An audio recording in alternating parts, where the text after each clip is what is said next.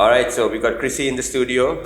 Crissi is a ferocious reader. Of course, she reads so fast, it's actually annoying, because I read so slow. But she's super cool, and she's a good friend, and she knows what she's talking about. So Crissi actually told me about Matt Haig and this book, and I actually read it, and I quite liked it. But I want Crissi is here now, so she's going to tell you guys about what the book is a little bit about. Crissi, so hi. Good to have you on our favorite little book club here, Thursday Book Club. Hello. Happy to be here. So, Matt Haig. Well, Matt Haig is amazing. His books are incredible. I want to talk about him a little bit before the book, because I think it's just going to put everything in context. Of course. So, Matt Haig is a British writer. He was a professor, he was a teacher, but he experienced like a very, very deep depression for many years of his life. So he's been struggling with that for a long time. And I think his books kind of like reflect that pain that he had and he went through. And I think we can all kind of like, empathize with the characters that he has in his books, because it talks all about, depression, how it works, how our mind works, and, basically living in the moment. So this book is a book about a girl called Nora Seed. And Nora Seed is in her kind of like mid-30s, let's say. And she's living a totally different life than the life that she probably was expecting when she was in her 20s. Like many of us probably have experienced that feeling.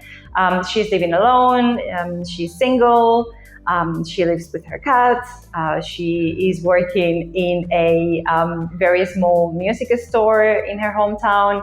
So nothing extraordinary, nothing happens in her life. She's a music teacher to kids.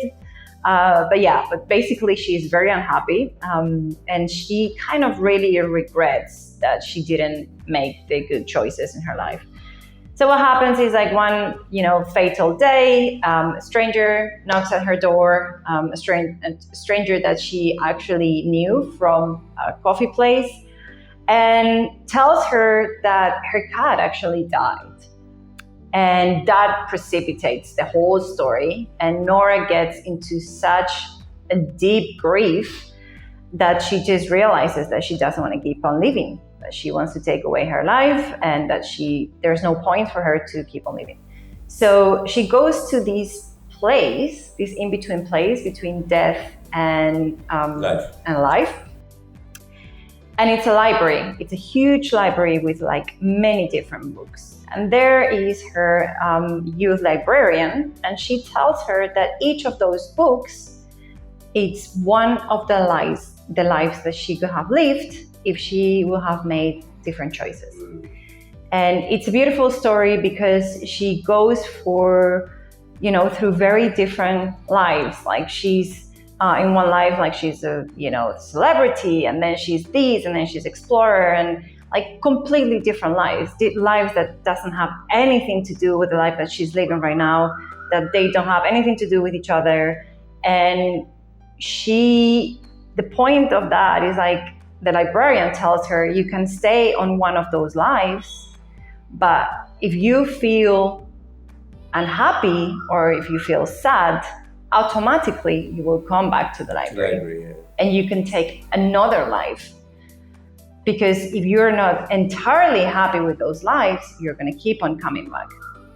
And this is what happens. She keeps on coming back because she just realizes that no life is perfect, is it? And any of our choices are perfect. They are the ones that we take. So I hope you enjoy it.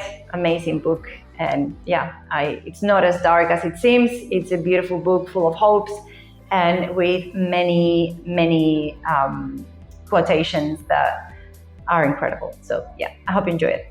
Crissi, I actually have to thank you for recommending this, because I read quite a few books. I mean, I don't read as many books as I should, but every time someone does recommend something, I do read it. And I found this a very special read. I actually took my time with it, and I savored it, because what I like about Matt Haig is the first time I've read his work or his writing or whatever. And I love the way he writes, it's so just easy. on the page, and it just sucked me into it and drew me in, and I actually kind of empathize with Nora, because I think there's a Nora seed in all of us, right? At some point in our lives, where we question the decisions that we take, and there's a really good even at the end, there's a really good lesson to be learned. So I really enjoyed it. I just want to ask you, for you, from all the lives that she had, like you said, she has the life as an explorer, the rock star, the Olympic athlete who's won gold medals. She even owns a vineyard in one of the lives. What was your favorite life? What did you find that was really super cool for you? I don't know. I think what Haig did very well there, he was explaining lives that we all dreamt about at one point in our lives. So each one of us will have loved to be a celebrity and a rock star, for example, or if you like music. She was a swimmer. I think the life that I liked the most was the simple life, like the life where she was a kind of like professor at university, and where she had like a normal family and a kid. That's the last life, right? Yeah, the simple one, that's the last life of them, and it's just it's funny because it was the life that apparently was the less glamorous of lives that she had. But to me, it just sounded like the life that she can have if she goes back to life. So it was like that last life was showing her that, time was not lost, and she could have always go back and have that normal life and just be happy. So okay, so that was the one that you kind of resonated with. I mean, for me, for me, not quite. The rock star. No. Been there, done that. I'm just kidding. No, not the rock. Well, I mean, the rock star life was really cool, and that was nice. But for me personally, just the way it was written, I like the life of the Olympic swimmer, where she has to give that speech, remember? And she goes up there and she's like totally blank, and then she gives this huge philosophical speech about life, and I thought that was so brilliant. And that was the first time where she actually came into a life that was so far removed from who she was, and she's like what the F, who is this woman? Like she drinks peppermint tea and stuff like that. So I thought that was really good. But yeah, that was my favorite because I thought that was really fun. But the last one that you said is also the very moving life, the simple life with the kid and everything, which is nice. The other thing that I thought was really intriguing about this book was sometimes we are never happy. It just shows that you're never happy, no matter how perfect your life is. There is always something missing, isn't it? Right? It's crazy, and that kind of resonates with a lot of us, isn't it? Like we want some people think that fame is everything you need, but when you have it, you see the downsides of fame.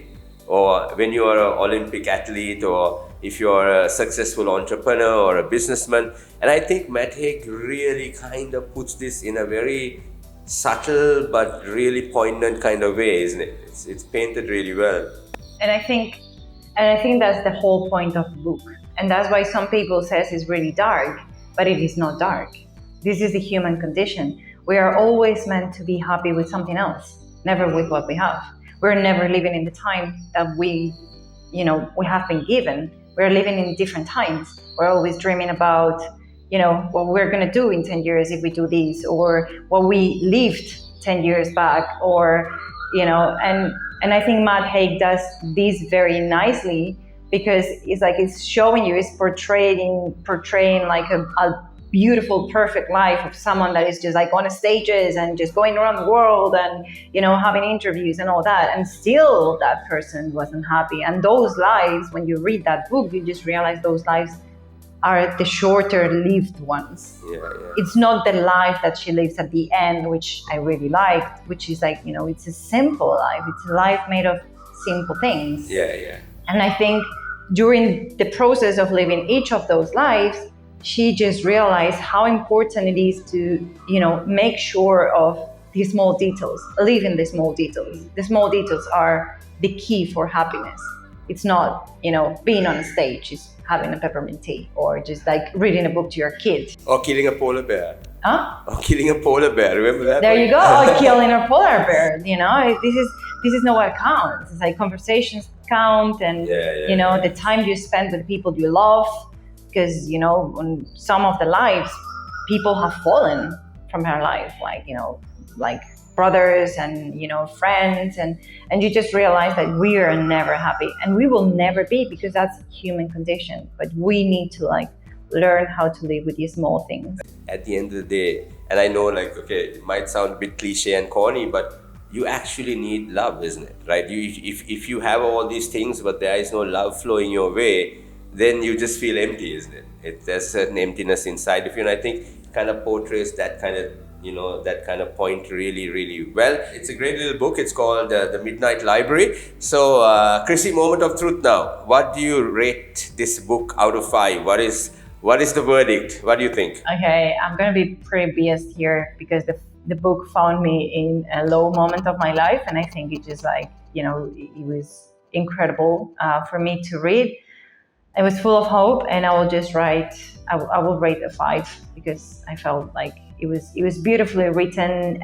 It's beautifully explained. Like, you can really resonate with Nora, and the quotes are incredible. And yeah, definitely a 5. The story is brilliant. I think everyone, if you're going through a time in your life right now where you're questioning where you're at, and if you think, okay, I need to do something else, or I've taken the wrong steps, or if you want some clarity in your life, I think it's a pretty good book to read. And I think one thing you told me when you recommended this book to me, you said that books have a way of finding you, right, when you're in the worst places. So I think this book found you, and I'm so glad that you recommended to me, and I found it as well. So, okay, so there you go, guys. That is our little book review on Matt Haig's Midnight Library. Crissi, thank you so much. Okay. Thank you. And we're going to be talking to you again. Crissi lives in the South. She's a Supergirl entrepreneur, and she does so many things. But she's an avid reader, and we love that about her. So up next, I'm hopefully going to talk to Crissi about another book that I'm trying to get through. This one, this one. Shantaram. Look at this. Shantaram. Right, but Shantaram, which is maybe made into a TV series right now, right? With Charlie Hunan. But once we get in through this, we will take this baby down. All right, guys, that's it for the Thursday Book Club, and I hope you enjoyed this edition, and we'll see you again soon. Bye.